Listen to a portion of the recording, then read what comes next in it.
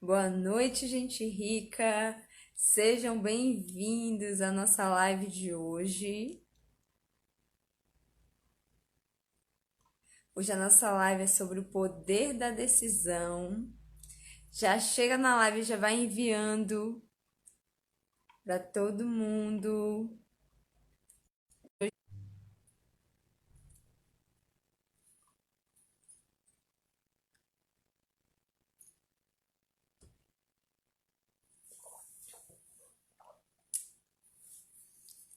Seja bem-vinda, Darlane.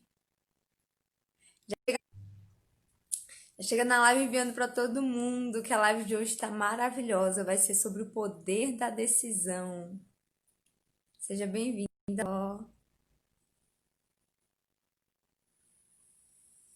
Dá um minutinho pro pessoal entrando.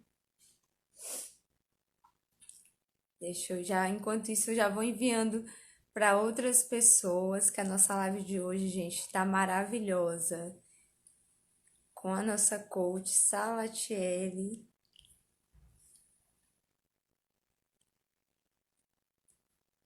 E eu nem vou demorar muito de começar hoje, porque quando junto eu e Salatiele a gente conversa demais.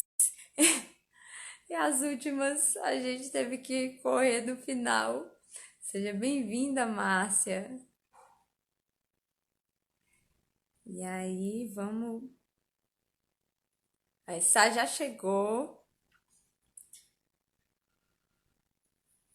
Vou esperar mais um minutinho pro pessoal ir entrando pra gente começar. Hoje não vou demorar para começar, não.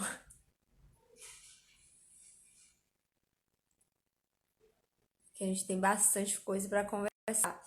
Gente, a live da semana passada, eu comentei com o pessoal depois, eu falei, eita, eu senti que o povo ficou mais quieto e tudo. Mas se você não assistiu, já corre lá no YouTube, que está disponível. Inclusive, lembrando aqui, a gente está com a meta de chegar aos 1.000 inscritos. Então, vocês que estão aqui, quanto mais vocês compartilham, quanto mais vocês enviam essa live e se inscrevem no canal, mais vocês contribuem para que eu continue produzindo conteúdos, para que o canal cresça, mais pessoas tenham acesso a esse conhecimento.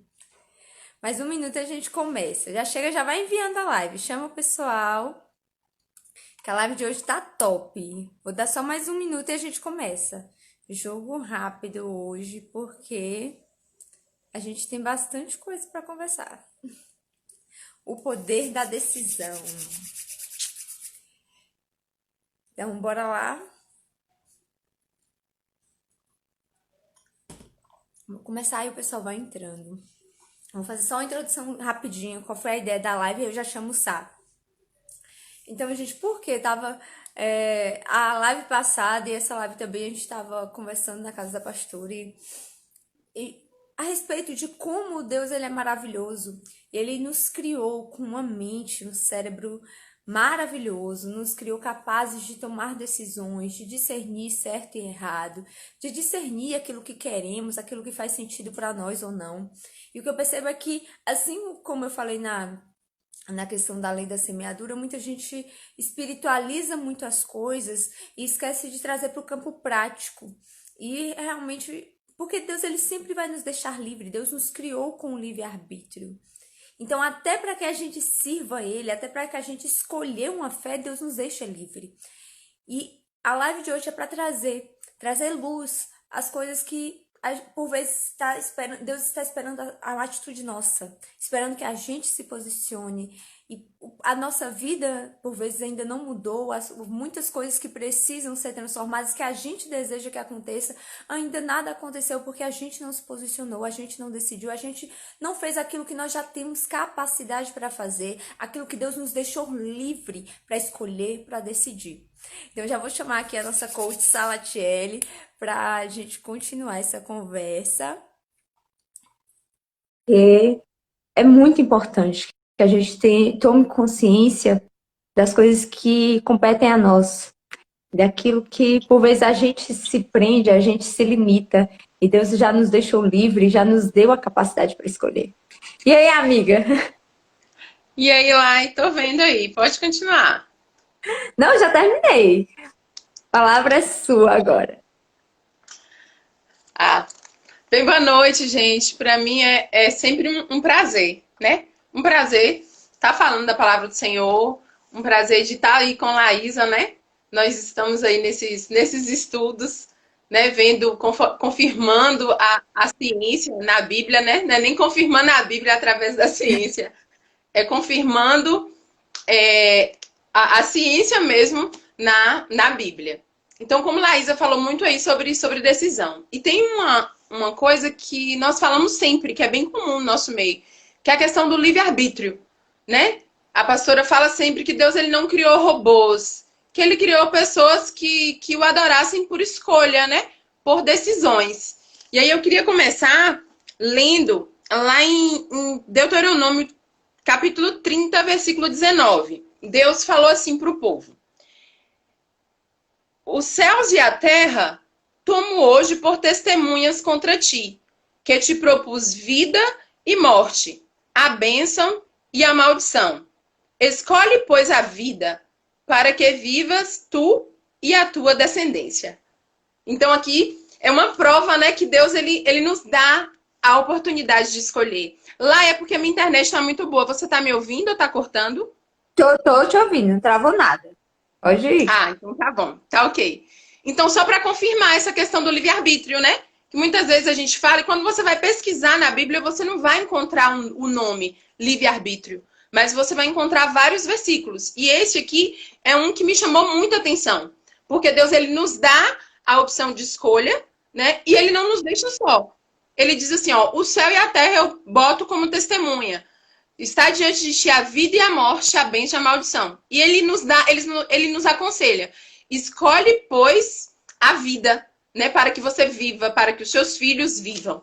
Então, falando sobre livre-arbítrio, eu anotei aqui, né?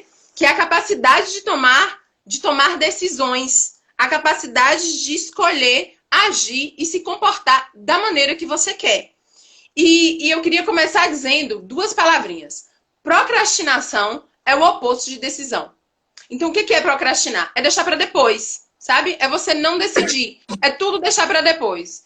Vou citar um exemplo simples. Ah, amanhã eu faço isso. Amanhã eu falo com fulano. Amanhã eu ligo. Amanhã eu arrumo a casa. Então, isso é o procrastinar. Eu não decidir. Isso é o oposto da decisão. E nós também temos a indecisão, né? A Bíblia fala sobre indecisão lá em Apocalipse. Diz assim: conheça as tuas obras, que nem és frio, nem quente. Quem dera foras frio ou quente. Assim, porque és morno, vomitar-te-ei. Então, Deus ele está dizendo assim, ó, que ele conhece as obras, e ele está dizendo que a pessoa, que aquela igreja, ela não era fria nem quente, ou seja, ela era indecisa. Ela ficava em cima do muro. Então, Deus, ele também não gosta da indecisão.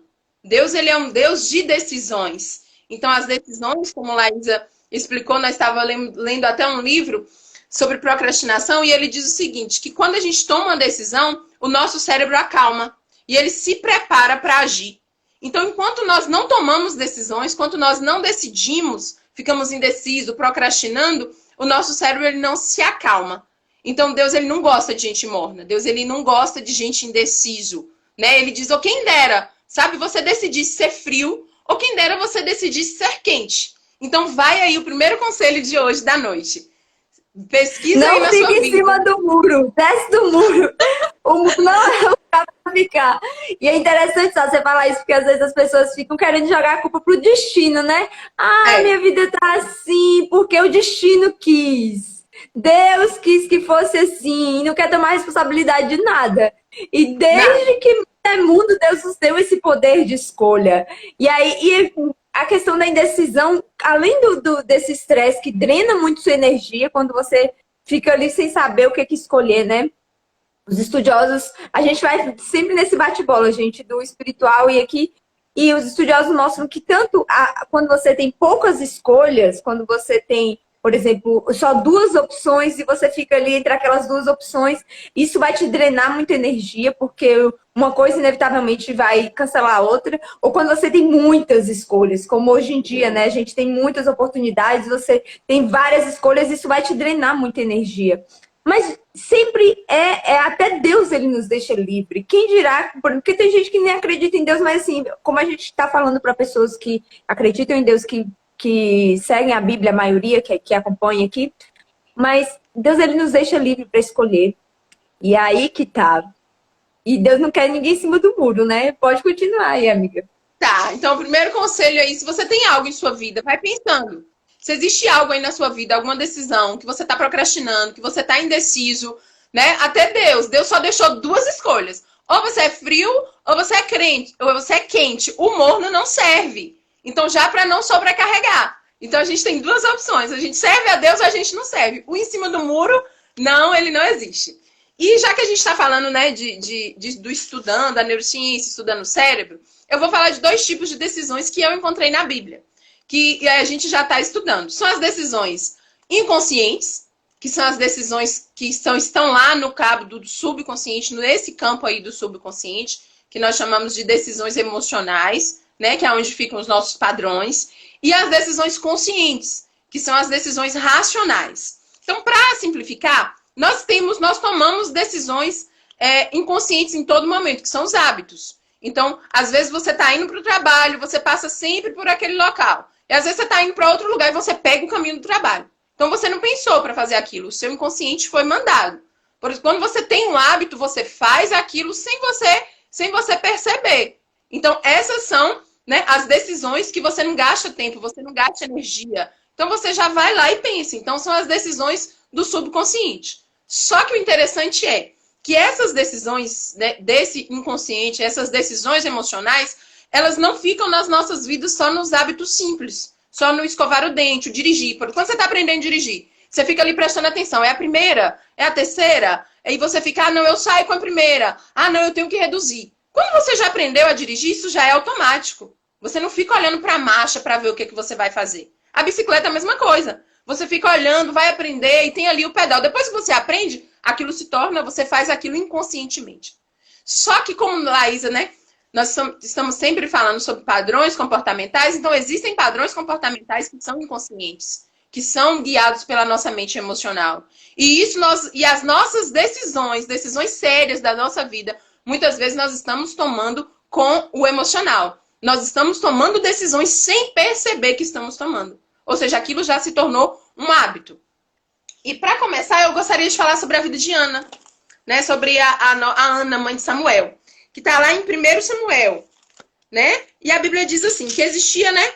Que existia um homem de Ramataim e Eucana, né? Que tinha ali um problema. Ele casou com Ana e Ana, ela não tinha filhos, né?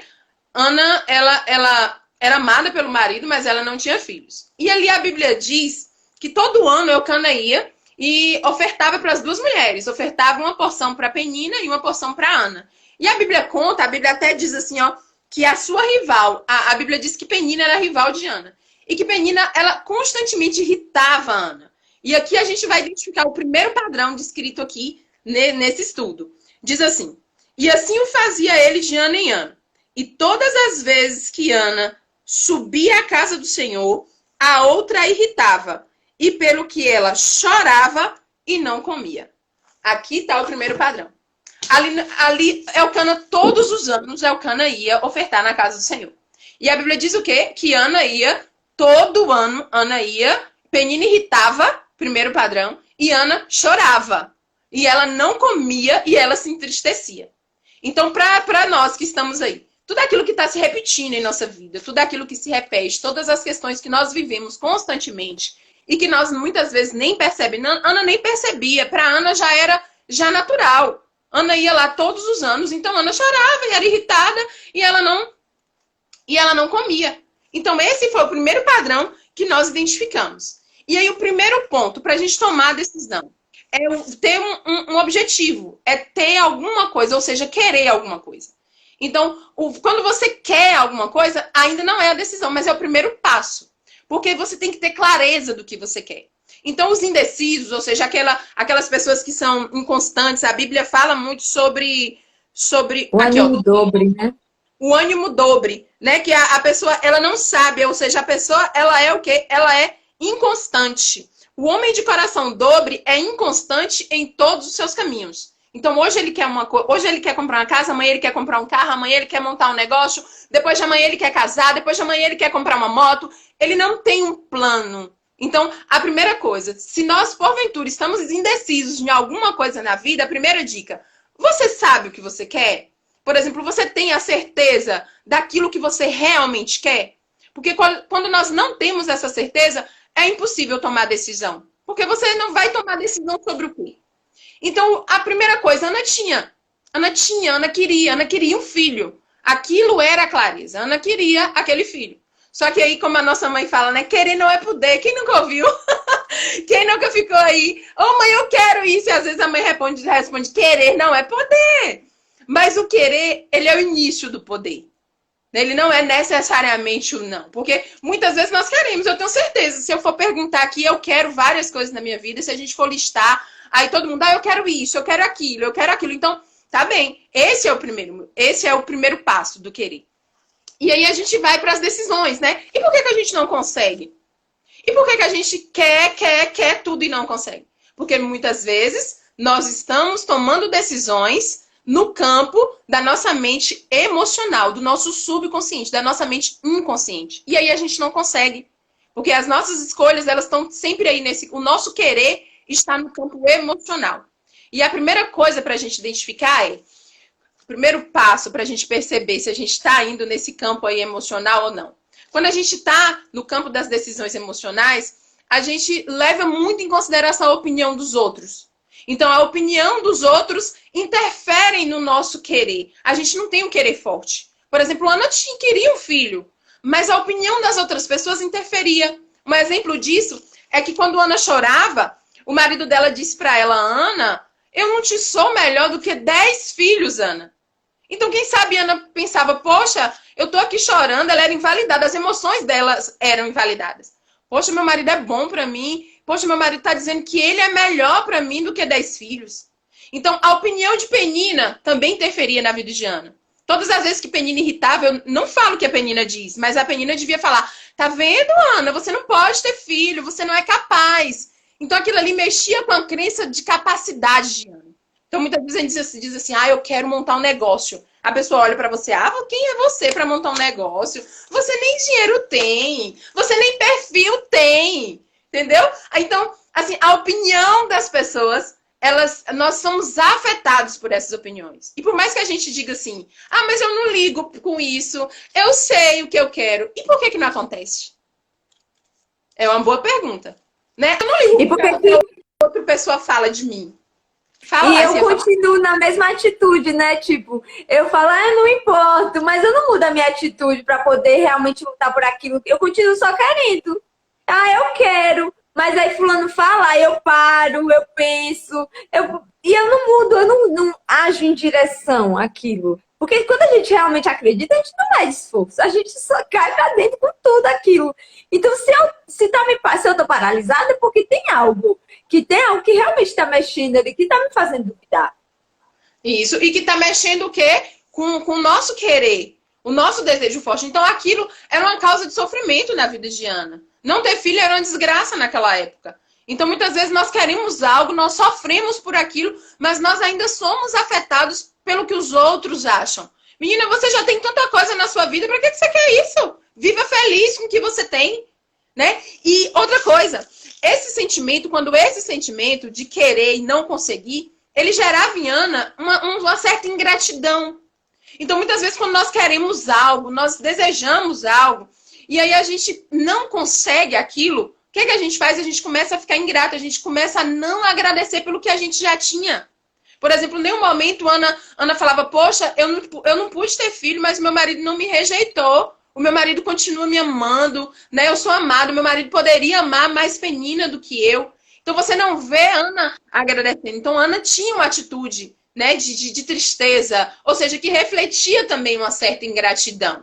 Então vamos aí pensar, né? O que eu quero de verdade? O que as outras pessoas afetam? O que as outras pessoas pensam? A opinião das outras pessoas sobre o meu querer afeta a minha atitude? Aí é porque a gente pode dizer, não, eu tô nem aí pelo que a pessoa pensa de mim. Mas se eu não tô agindo, será porque que a minha mente subconsciente não acatou aquela ideia, aquela sugestão? E por que eu não tô agradecendo? Por que eu não tô feliz com o que eu já tenho? Por que eu não tô alegre com aquilo que eu já tenho? É outra dica que tá mostrando que a gente está tomando atitude no campo do emocional, do subconsciente, uma decisão do subconsciente. Outra coisa que é a opinião dos outros. Outra coisa que nos afetam é a atitude, ou seja, o contexto em que você está, a atitude de outras pessoas, o contexto que você vive, né, as pessoas ali que você anda. Então, Ana, ela seguia outro padrão. Lá naquela época, o contexto espiritual estava decadente. Então, o Senhor não falava mais. O Senhor não falava mais com o sacerdote. O sacerdote entrava, tinha aquele ritual de entrar no Santos dos Santos, mas o Senhor não se manifestava. A Bíblia diz que o Senhor usava profetas de fora para vir falar com o sacerdote, porque a comunhão estava quebrada. Então, ninguém se ouvia falar de intimidade com o Senhor, de falar com o Senhor. Então, Ana ficava da mesma forma. A Bíblia diz que ela não comia, ou seja, ela ia adorar, ela ia para o templo, ela não comia, ela não bebia, ela não orava, ela não fazia nada. Ela fazia a mesma coisa que os sacerdotes faziam. Então, Ana estava cumprindo o padrão, vivia no mesmo padrão espiritual daquelas pessoas. Ana não tinha experiência com Deus. Ana não pensava sobre as maravilhas de Deus. Então, quando a atitude... Então, aí dá outra dica. Poxa, eu tô querendo, né? Mas como é que eu tô? Eu tô diferente do meu contexto? Eu tô tendo atitudes diferentes das pessoas que estão ao meu redor? Ou eu tô sendo contagiado? O que o outro faz, eu faço. Não, o outro fez. Ah, o outro fez, então eu também vou fazer. Então, se tá bom pra eles, tá bom pra mim também. Então, Ana poderia, ela tava ali naquele contexto espiritual. Ela não tomou uma atitude diferente dos outros, né? Ela não tomava até então. Então, os sacerdotes estavam distantes de Deus. Então, naquela época, as pessoas se relacionavam com Deus através do sacerdote. Eles precisavam do sacerdote, eles precisavam do sacrifício. E Ana estava ali, o marido dela ofertava e ela seguia com o marido. Então, Ana, ela era guiada, né, pelas emoções. Então, outra dica, né, a primeira, que é você não seguir como é que a opinião dos outros está afetando o meu querer, como é que a atitude dos outros está afetando o meu querer. Então, Ana olhava, a Penina não fez nada e teve filho. Elcana não fez nada e teve filho. Eli está servindo a Deus do jeito que ele quer e teve filho. E então, né, então, com certeza, eu vou continuar fazendo a mesma coisa. Quem sabe eu não tenho filho? Só que não funcionava para ela. Funcionou para Elcana, para Penina e para Eli. Agora, terceiro, quando nós estamos guiados, ou seja, pelas nossas emoções. Então, Ana, ela estava ali, o padrão de Ana emocional era aquele ali. Ela era triste e ela chorava e ela não comia. Então, só no capítulo 1, Ana, ela se descreve assim, que ela era uma mulher amargurada de alma, ela era uma mulher atribulada de espírito e ela era uma mulher com excesso de ansiedade. Então, aqui tem um raio-x sobre a importância da decisão. Então, ó, a opinião dos outros está contando na minha vida, na minha mente emocional. Se eu não estou agindo, deve estar. A atitude das pessoas está contando na minha vida. Se eu estou fazendo igual essas pessoas, então a atitude delas está me influenciando. E aqui vem o meu emocional. A Bíblia diz que Ana era atribulada de espírito. Então, Ana tinha uma mente atribulada. Ana era amargurada de alma, ou seja, Ana tinha uma alma, tinha uma mente amargurada, Ana tinha pensamentos negativos. E Ana era muito ansiosa e ela chorava. Então, Ana estava doente no corpo, na alma e no espírito. Então, a alma dela estava amargurada, o espírito dela estava atribulado e ela estava ansiosa demais, então ela não conseguia agir. Então, Ana, ela tinha esse perfil, ou seja, era um padrão emocional de Ana. Todo ano, Ana chorava, Ana estava amargurada. Você me perguntar qual era o padrão emocional de Ana durante todos esses anos. Então, Ana estava frustrada porque não tinha um filho, aí ela amargurava a alma, aí ela ficava atribulada de espírito. Quem não, né, gente? Quem não? Então, aí tá. Quem nunca e quem sempre. Então, pense aí, se tem alguma coisa importante na sua vida que você precisa decidir, e que você está ouvindo muito a opinião dos outros. E que você está fazendo a mesma coisa que os outros que conquistaram. E que você está, ainda assim, o seu corpo e sua alma e seu espírito estão doentes. Então, as minhas decisões, as suas decisões estão baseadas na minha mente subconsciente, na minha mente emocional. Então, e não está funcionando, né? Tá precisando reprogramar. Porque se que para cada um, né, a gente fala, por mais que cada um tem o seu padrão, e existem coisas que vão funcionar para o outro e não vai funcionar para você.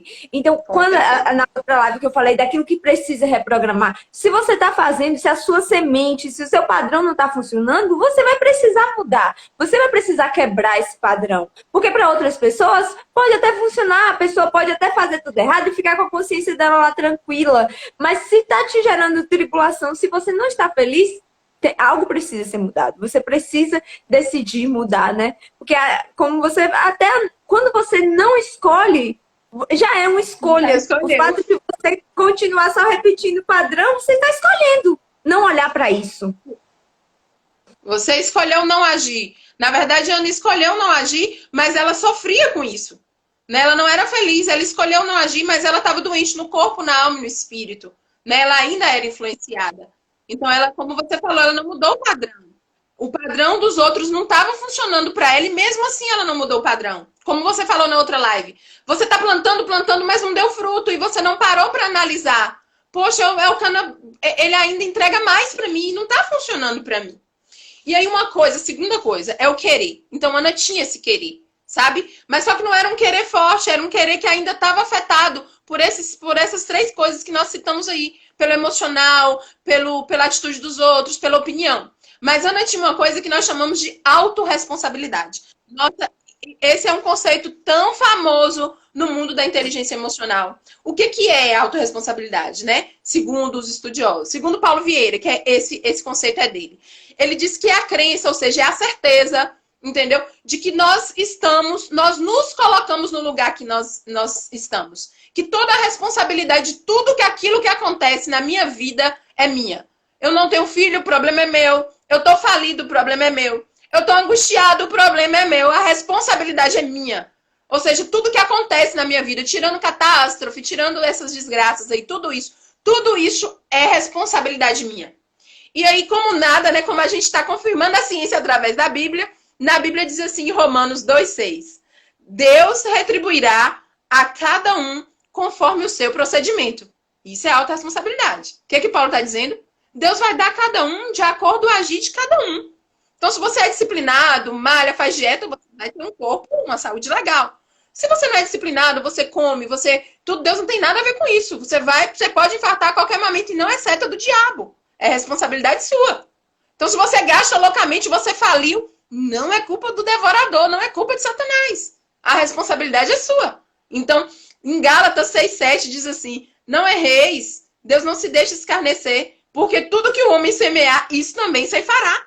Então, se você está semeando, né, coisas boas, você vai colher coisas boas. Se você está semeando coisa ruim, você vai colher. Não é maldição, não é nada disso. Não é juízo, não é pregação de afronta. É Bíblia. É autorresponsabilidade. Cientificamente, isso é autorresponsabilidade. Biblicamente, é a mesma coisa. Lá em Provérbios diz assim, o homem fartará do fruto da sua boca, de renovo dos seus lábios se fartará. Então, a autorresponsabilidade, ela é bíblica. Então, toda decisão, a decisão ela é individual, sabe? Esses dias eu fui na casa da pastora para tomar uma decisão e a pastora me falando, e eu não estava entendendo o que ela estava me falando. Ainda bem que Deus, quando eu estava lendo isso aqui, eu entendi. Porque a gente quer que Deus decida por nós. A gente quer que alguém assuma a responsabilidade da nossa vida. Se Deus quiser, eu compro uma casa. Se Deus quiser, eu acho um homem bom para casar. Se Deus quiser, Deus vai abrir uma porta. É se Deus quiser. Então, e quando Deus não quer? Né? Aí não, foi Deus que não quis. Foi Deus que não quis. Então, aqui, quando a gente assume essa responsabilidade, ou seja, é responsabilidade, não é culpa. Então, Ana, ela era autorresponsável. Só que ela ainda não tinha agido de acordo com isso. E eu queria citar aqui, ó. Ana era tão autorresponsável que você não vê Ana colocando a culpa em ninguém. Sabe? Eu tenho uma amiga minha do coração, uma amiga irmã, que eu imagino ela na situação de Ana. Quando a Elcana dissesse assim pra Ana, olha, Ana, eu sou melhor pra você, minha filha, do que 10 filhos. Ela poderia responder, mas eu não sou melhor pra você do que 10 filhos. Porque você resolveu o seu problema. Você pegou lá a Penina e teve filho. Então, se você, pra você, quando você acha que é pra mim, a gente tava com o nosso problema resolvido, Elcana. Quando Penina fosse afrontar ela poderia usar ali toda a carga emocional que ela tinha e dizer, Penina, você é mal amada, minha filha. Você tem filho aí, ó, E o meu marido oferta mais pra mim, entendeu? Você só tá com ele porque eu quero, minha filha. Se você não tivesse filho, ele já tinha te exilado. Você já tinha sido botada pra fora. E ela poderia responder a mesma coisa também para. Ela poderia falar para Deus. Ela poderia ter uma DR com Deus. Falar, Deus, meu marido oferta muito mais aqui. Penina, olha aí, o senhor deu filho para Penina. Eu casei primeiro, Senhor. Eu casei primeiro, então o filho primeiro tinha que ser meu. Então, Ana, ela não botou culpa em ninguém. Ela assumiu essa responsabilidade. Então, ali naquele momento, você já observa que ela tinha. Só que não adianta, sabe, você assumir essa responsabilidade só. Ana, ela escolheu, foi uma escolha. Então, olha só, se você tem algum problema aí na sua vida, se eu tenho algum problema na minha vida, e nós estamos culpando alguém, nós estamos achando algum culpado, jogando na cara, porque, gente, não era justo, vamos falar sério. É o que Ana não merecia essa resposta, mulheres? Fala a verdade, é o que Ana merecia essa resposta. Sabe, Penina merecia essa resposta, né? Não merecia? E ela poderia falar com Deus. A mulher estava atribulada, amargurada, ela poderia despejar toda a sua ira em Deus, mas não. Ela escolheu ser autorresponsável. Então, naquele momento, ela quebra um padrão. Então, a Bíblia diz que quando ela entendeu isso, eu imagino que ela disse assim, não. Ela deve ter olhado, ela deve, rapaz, tem alguma coisa errada. Penina congrega nessa mesma igreja. Elcana congrega aqui também. Eli tá aí, todo mundo tem filho, só eu que não tenho filho. Ela deve ter pensado, meu Deus, eu não tenho filho. O problema é de quem? O problema é meu. Então, isso é interessante. Você dizer, ó, epa, a decisão aqui agora é minha. Essa decisão aqui é minha e de Deus. Então, ela assumiu a responsabilidade. Ela não vestiu a capa da culpa. Ela não vestiu a capa do vitimismo, né? Ela não vestiu essa capa. Ela vestiu a capa da autorresponsabilidade. Ela mudou a semente. Ela vestiu a capa do mudar a semente, como Laísa falou na semana passada. Epa, não deu certo até agora, então eu vou mudar a semente. Eu vou mudar a atitude. E a Bíblia fala que todo mundo estava lá. Depois que comeu, depois que bebeu, todo mundo sentou. Ninguém foi adorar. E ela deve ter observado aquilo tudo. Falar, todo mundo tá de vida ganha. Todo mundo tem filho. Quem não tem sou eu. Então vamos fazer alguma coisa. E a Bíblia diz que ela se levantou com amargura de alma. E ela chorou diante do Senhor. Então, o primeiro padrão que ela quebrou foi o padrão espiritual. Enquanto todo mundo estava sentado, ninguém estava orando, ela falou, não, mas agora eu vou orar. Agora eu vou ali orar. E aí, o segundo é o padrão sentimental. Ela não levou em consideração o sentimento. Ela estava amargurada. Ela poderia falar, mas eu só vou orar quando eu sentir de Deus. Eu não estou sentindo vontade de orar. Eu estou sentindo uma preguiça. Eu estou sentindo... Ela podia... Não, ela não levou em consideração o sentimento dela. Então, ela quebrou aí 2 padrões. Ela quebrou o padrão espiritual, porque ninguém estava orando, só ela. Ela quebrou o padrão sentimental, porque ela não levou em consideração o que ela sentia. Uma pessoa amargurada, amados, que não tem um filho, está sendo afrontada, quer o quê? Quer ir para o quarto, fechar a porta, chorar, gritar lá dentro do quarto, ir para os matos lá, orar lá com Deus. Não. Então, ela quebrou esse padrão. E aqui entra a decisão racional. Sabe? Ana começou a tomar decisões no campo da racionalidade. Ana deixou o sentimento de lado, deixou o padrão de lado e começou. E Paulo diz assim, lá em Romanos 12:1. Rogo-vos, pois, irmãos, pela misericórdia de Deus, que apresentais o vosso corpo por sacrifício vivo, santo e agradável a Deus, que é o vosso culto racional. Culto racional. E sempre quando eu via isso, culto racional, né? E eu nunca tinha entendido nessa perspectiva. E trazendo isso eu entendi. Então, o racional ele se refere ao quê? A raciocínio. Ou seja, você mexe com a sua memória, você busca coisas. Então, talvez, como a Ana estava naquele padrão, ela devia estar buscando nas vizinhas. Poxa, aquela vizinha ali morreu com 60 anos sem filho. Poxa, aquela outra, na minha família, fulana morreu estéril.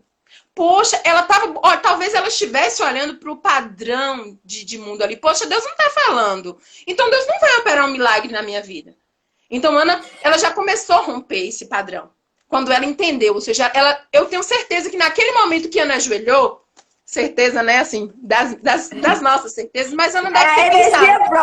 É a heresia particular. É a heresia particular. Ana deve ter pensado assim, cara, eu venho a minha geração, o meu povo, nasceu de uma mulher estéril. Rapaz, era Sara. Sara era estéril. Se Sara pôde, eu também posso. Então, quando nós tomamos uma decisão racional, que eu digo que a fé é o que é a fé? A fé é a prova. Aqui a palavra de Deus diz assim, ó, a fé é o firme fundamento das coisas que se esperam e a prova das coisas que não se veem. Então, assim, muitas vezes nós queremos prova, nós queremos fundamento, e a fé é isso. Então, naquele momento, Ana ela acionou esse culto racional. Então, quando nós, primeiro passo, o querer de Ana, ou seja, a autorresponsabilidade, o querer de Ana fez com que ela tomasse atitude, fez com que ela mudasse a atitude. Então, quando nós tomamos decisões no campo racional, nós entendemos que nós somos imagem e semelhança de Deus. E ali, naquela época, Ana rasgou o véu da religiosidade. Então, a gente fala assim, quando Jesus morreu, o véu do templo foi rasgado. Mas no passado, ele já tinha sido rasgado, ou seja, espiritualmente, Ana rasgou, Ana era uma mulher. A Bíblia fala que Ana ajoelhou e olha só como Ana rompeu. Ana disse que votou. A Bíblia diz assim, ó, que ela chorou e ela votou ao Senhor. Então Ana rasgou o véu. Ela rasgou o véu da religiosidade. Então o que nós precisamos, ó, a nossa decisão racional, muitas vezes a gente quer sentir. Não, eu senti de Deus que Deus vai me dar um carro. Eu senti de Deus. O sentir é racional, é o acreditar. É saber que se você não tem um modelo, se ninguém conseguiu ainda aqui, você não está baseado, o seu padrão não são as pessoas ao seu redor, o seu padrão não é a sua igreja, o seu padrão não é isso, o seu padrão é o Senhor. Então, quando Ana elevou o padrão dela, Ana elevou o padrão dela de acordo com o padrão de Deus. Então, Ana agiu de acordo com o quê? De acordo com a fé. Então, eu tenho prova, porque Sara era estéril, eu sou fruto, todo esse povo é fruto de uma mulher estéril. Então, a gente precisa, amados, rasgar, ó. Rasgar o padrão, rasgar o véu da religiosidade nas nossas vidas. Então, muitas vezes, a gente está procurando. Amados, se Ana fosse procurar a Deus, se Ana fosse procurar a Deus na vida de Eli, Ana não ia achar Deus na vida de Eli. Se Ana fosse procurar a Deus na vida, lá naquela igreja, naquele templo, o templo estava corrompido, amados. Ela não ia achar Deus lá. Então, muitas vezes, nós queremos encontrar Deus nos outros. Ana encontrou Deus aonde Ele realmente está. Ana encontrou Deus nos sentimentos dela. Ana encontrou Deus nas palavras dela. Ana encontrou Deus nas atitudes dela. Então, Ana, nós precisamos rasgar o véu da religiosidade. Nós precisamos rasgar o véu, sabe de quê? Mas da falta de conhecimento. Então, Deus está dizendo que nós precisamos de conhecimento. Tomar decisões no campo racional. E o templo, ali Ana entendeu, ela era o templo. O véu que precisava ser rasgado era o véu de dentro da vida dela. Então aqui Deus está dizendo para mim e para você, nós somos o templo, você é o templo. O véu da frieza espiritual ele precisa ser rasgado dentro de nós. Aí a gente não vai precisar, sabe, dar desculpinha. Ah, eu não sirvo a Deus por causa do pastor, eu não sirvo a Deus por causa da igreja, eu não sirvo a Deus porque todo mundo está corrompido. Não. Quando você começar a levar o seu pensamento, o véu vai se rasgar e Deus vai estar lá. Quando você mudar o pensamento, mudar o padrão, mudar o seu falar. Ana mudou o falar. Ana ajoelhou e falou, ei, meu Deus, eu quero um voto. Deus, eu vou fazer um voto. Se o Senhor me dá um filho, agora sou eu e o Senhor. Se o Senhor me der um filho, entendeu? Eu vou devolver esse filho. Então, Ana, ela rompeu o padrão espiritual. Ela rompeu o padrão sentimental dos sentimentos dela. E ela rompeu o padrão agora da atitude. Então, Ana teve atitude, ou seja, ela se levantou. A Bíblia diz que quando, amados, ela estava lá orando, ou seja, ela estava lá tomando as decisões, quando ela levantou, o homem perguntou a ela disse, não, eu estou tribulada, eu estou amargurada, eu não estou bêbada, não. Ó, ela quebrou tanto o padrão espiritual, que ela demorou tanto orando, que Eli pensou que ela estava bêbada. Ele demorou, ele falou, por que essa mulher está ali ajoelhada? Deve estar bêbada, porque aqui ninguém ora. Ninguém aqui tira uma hora de joelho. Aqui eu não sei nem quando que eu tirei uma hora de joelho, essa mulher está bêbada, só pode estar bêbada. Então, assim, o Senhor nos chama para quebrar o padrão. Para quebrar esse padrão espiritual. Fala aí, Like, me fala as horas que eu só falta uma coisinha para terminar. É isso, eu ia falar que é pra gente acelerar porque já é 6h40. Mas, assim, uma coisa que é interessante dentro disso que o Salatiel está falando é o nosso cérebro, ele sempre vai buscar exemplos para confirmar aquilo que a gente alimenta enquanto crença. Se Ana fosse olhar naquela época... Quem orava era o sacerdote. Quem falava diretamente com Deus era o sacerdote. Não existia isso de ajoelhar e você tentar falar com Deus. que o sacerdote entrava no Santo dos Santos e ele ia levar suas petições, pedir perdão pelos seus pecados, era o sacerdote. E se ela fosse olhar para isso, ela jamais levantaria um clamor, jamais faria um voto diante de Deus. Jamais. Outra coisa, na época Deus não estava fazendo milagre, Deus não falava. Se ela fosse esperar, e com certeza o cérebro dela ficava confirmando as mulheres que talvez seguissem aquilo que o marido dela falava. Lá, fulano não tem filho, mas ela se conforma. Fulano não sei quem tem, mas ela se conforma. Mas aquilo que serviu para o outro não serve para você. Se te gera angústia, se te gera incômodo, vá diante de Deus e apresente isso. Porque se não está fazendo sentido para você, nesse relacionamento, Deus vai se revelar. E como a Sarah Jelly falou, né? Eu achei incrível, a gente estava conversando sobre isso antes. E assim, é você, quando ela criou os santos dos santos dela.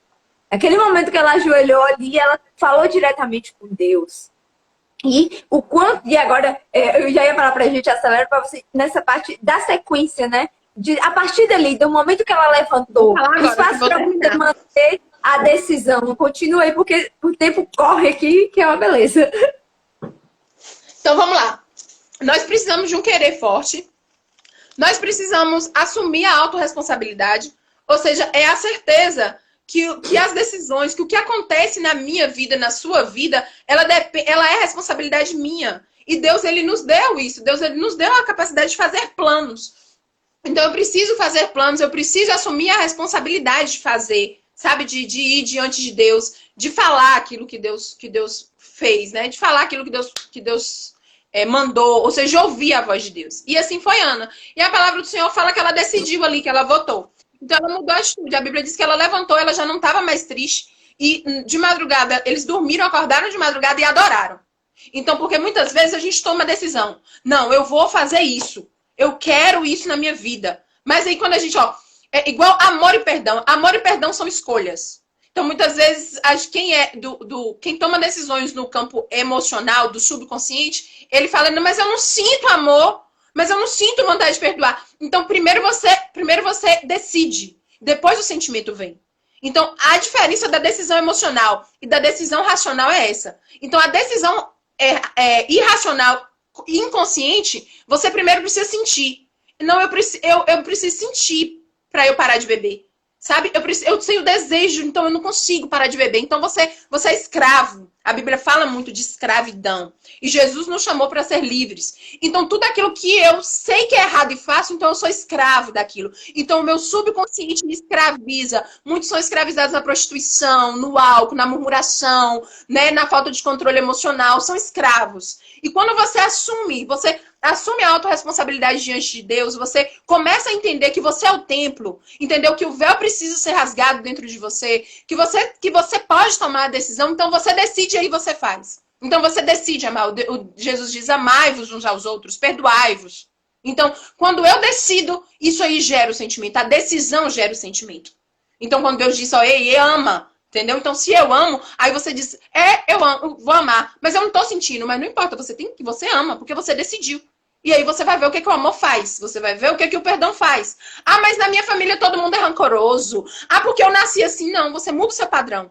Epa, meu Deus perdoa, então meu padrão é Deus. Epa, o meu Deus ama, então o meu padrão é Deus. E quando você decide, amados, você não pode ser inconstante na sua decisão.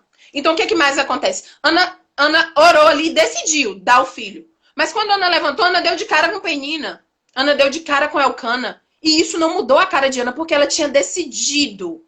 Então, muitas vezes, a gente decide quando a gente é confrontado. A Penina falou, cadê seu filho? Você tá alegre? Você não tem filho e você tá alegre, você comeu? Ana continuou ali. Elcana, eu tô te valendo mais do que 10 filhos. Você realmente entendeu, você aceitou seu destino. E Ana continuou no mesmo padrão. Então, uma decisão, ela move os nossos sentimentos. Isso é científico e é bíblico. Você decide amar, você decide perdoar. E toda decisão, ela passa pelo teste. Então, a Diana também passou. Então, quando você é constante, né, na sua atitude, as coisas acontecem na sua vida. E aí, a Bíblia diz que Ana concebeu o filho. E aí, a Bíblia diz assim que Ana, depois da decisão, tem que ter o planejamento. Sabe, você tem que executar. Quando você decide, você executa. Então, quando eu sei que eu decidi? Quando você quis. Quando você assumiu a responsabilidade sabendo que você é capaz em Deus. E quando você age. Agora eu vou agir. Então, o que a Ana fez? Dormiu com a Elcana, teve o filho dela, e aí ela informou para Elcana. Ou seja, a decisão, o planejamento é: Elcana, eu vou entregar esse menino lá no templo. E aí, Elcana, ó, eu pensei, o homem não tinha filho, a mulher que ele amava, a mulher tá doida, a mulher só pode estar doida, queria tanto filho, agora a mulher vai dar o filho. Mas Ana agora tinha autoridade.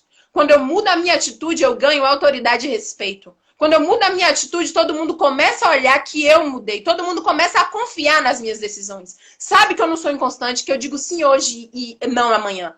Então, Ana gerou o quê? Autoridade. Então, toda decisão, ela gera uma mudança de atitude. E nessa mudança de atitude, ela gera respeito das outras pessoas e apoio. Então, muitas vezes diz, mas ninguém me apoia, mas o meu marido não muda, mas ninguém muda. Mas você não mudou, então você não tem respeito, você não tem autoridade. E a palavra diz, amados, que ela planejou. Não, eu vou desmamar esse menino. Na época que ele desmamar, eu vou lá e vou entregar. E ali poderia virar dúvida. Poderia falar, meu Deus, mas eu não posso entregar o meu filho, pai. Eu sei que eu te prometi, mas ele não sabe criar, Senhor. Deus, as pessoas que estão lá servindo no templo, eles roubam a gordura do templo. Os filhos de Eli roubavam. Deus, eles se prostituem. Senhor, meu filho vai aprender a prostituir. Senhor, meu filho vai aprender... ela poderia falar, Deus, Eli não ora, o meu filho não vai aprender a orar. Amados, mas aí tá a fé.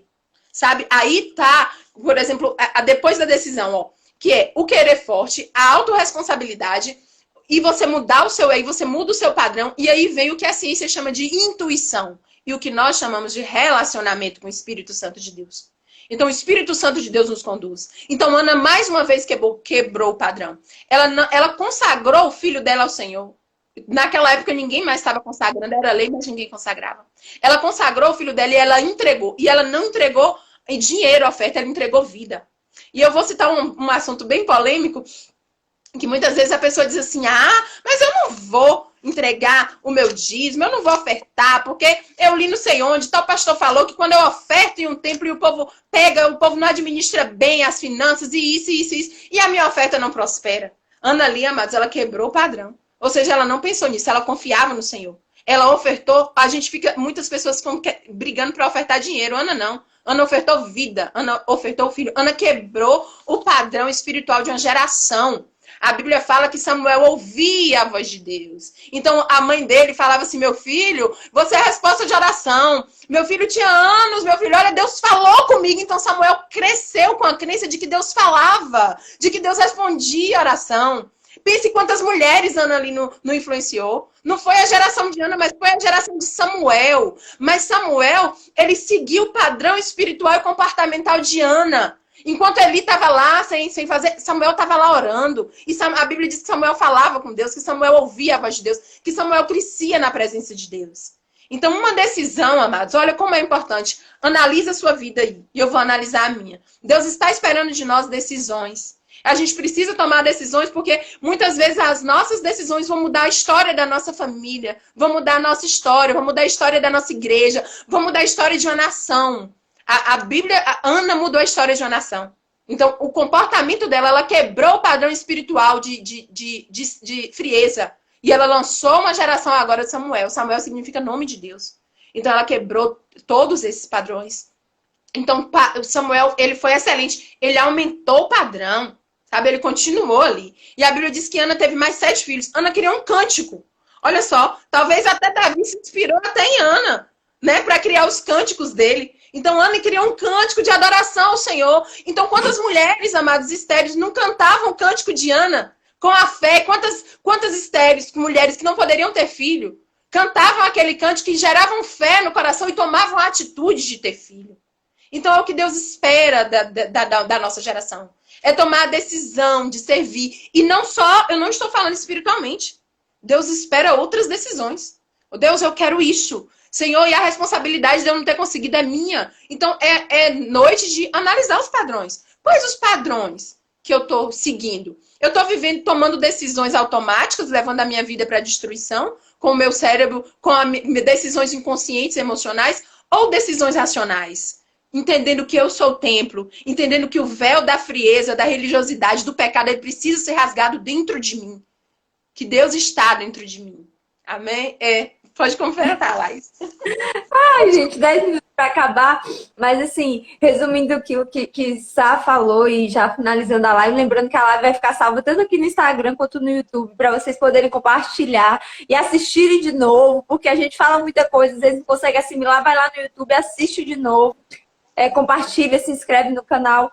Mas assim, uma coisa que eu acho linda quando a gente fala de poder de decisão é que é extremamente desafiador. Qualquer mudança, qualquer quebra de padrão é desafiadora. Ana não levantou daquela oração sem sentir raiva de Penina, sem sentir nenhum ressentimento. Ela teve que se manter coerente com a decisão dela. A partir do momento, ela olhava para Penina e ela via, ela lembrava do voto que ela fez. Que ela sabia que ela não precisava desejar nada de ruim para Penina, que a vitória de Penina independia, a dela independia do que acontecia na vida de Penina. Então, a semente dela, a escolha dela, o fruto dela independia da atitude de Eucana, de Penina e de tudo. Era ela e Deus ali.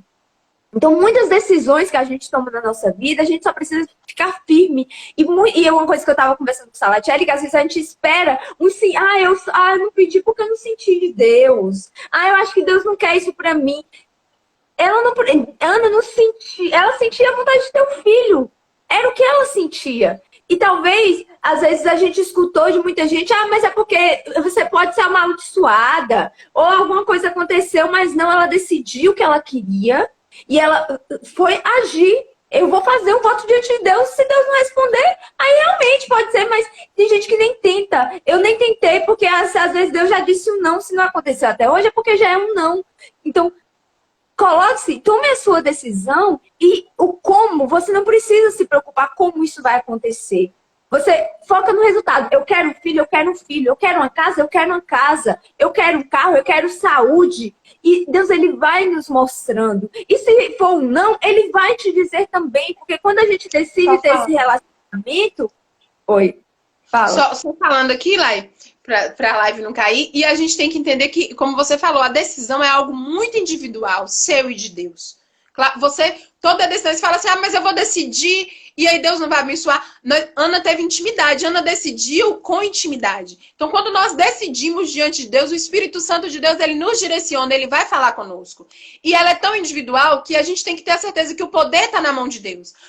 Eucana amava Ana, e Penina odiava. Então, não importa, nem o poder do amor de Eucana pôde dar um filho para Ana, e nem o poder do ódio de Penina pode não impedir que Ana tivesse um filho. Então, nós temos que entender na mão de quem está o poder. E que esse poder está dentro de nós. É o Espírito Santo, Deus vive dentro de nós. Então, aí a gente não precisa achar culpado. E a gente entende que é um relacionamento íntimo. Não importa, a pessoa ama, mas não vai mudar, não pode mudar a tua vida. O outro te odeia, mas não tem o poder para te tocar. Então, o poder de mudar e de mudança, ele está onde? Ele está na intimidade com Deus. Então, nós precisamos voltar para esse campo, para os santos dos santos. Como você disse, Ana criou os santos dos santos. Ela não podia entrar, mas ela mesma criou. A partir de quê? De uma decisão. E toda decisão, ela requer planejamento. Então, tem gente que decide e vai lá, não planeja e faz tudo errado. Então, Ana planejou, ela adorou, ela se deitou com o marido dela, ela desmamou o filho, ela entregou o filho, ela pregou, colocou ali a semente no coração do filho. Exatamente. Deixa eu ver. Ainda temos uns minutinhos. Então, é realmente incrível. E se for, ela já destrinchou aqui que a gente estava conversando sobre a história de Ana, mas existem vários outros exemplos. A gente estava conversando, por exemplo, às vezes Deus coloca um desejo no seu coração e você não se move nem para perguntar e nem para tentar ter alguma atitude, porque se não for para acontecer, amém, talvez foi só da sua cabeça, mas às vezes Deus nos dá um desejo e espera que a gente haja. Quando eu estava no Salatiel, quando Davi sentiu vontade de buscar a arca, ele só sentiu a vontade, e ele foi, e ele errou, porque Deus sempre vai fazer planejou. Ele não planejou, ele decidiu e não planejou. E mesmo assim, Deus fez um reforço positivo. Depois, quando eles foi orar e perguntar a Deus como que fazia, Deus foi lá e falou, e ele corrigiu no processo. Mas é quando você permanecer coerente àquilo que você quer. Quando eu gosto quando a Elaine... Esse exemplo aqui, Lai, que eu tenho que dar esse exemplo. Por exemplo, uma mulher Por exemplo, Deus diz assim, ó. Deus fala assim, amar o vosso marido. A questão do casamento, da mulher e do homem. Por exemplo, por que os casamentos acabam? Porque as pessoas são inconstantes. Porque eles querem sentir o amor, eles querem sentir o desejo. E é uma decisão. Então, quando eu tomo a decisão e eu me planejo, eu vou fazer de tudo para aquilo dar certo. E quando eu tô indecisa, não. Não, se Deus quiser, meu marido vai ficar em casa. Não, se Deus quiser, meu marido volta. Não, se meu marido mudar, a gente sempre coloca a responsabilidade no outro. A gente não entende, pô, eu vou decidir construir essa casa. O que é que eu vou fazer? Eu vou economizar, eu vou sonhar. Independe do outro. Então, quando você decide amar, você vai fazer o que o amor é.